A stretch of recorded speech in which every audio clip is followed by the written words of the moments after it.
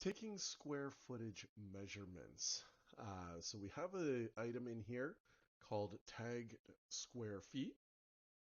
And when we double click on it, we can enter a tag for whatever it is that we are looking to measure the square footage on. It's optional, but you can enter it if you want.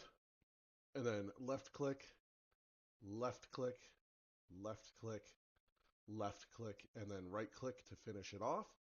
And here we go. We have the square footage of that room.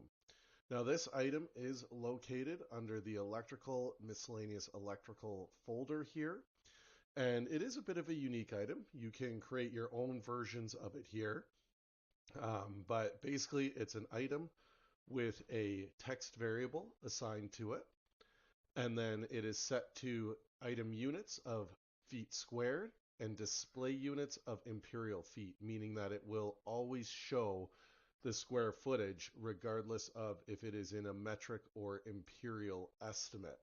You can create metric equivalents, but basically when it comes in here, it will always show the square footage right here.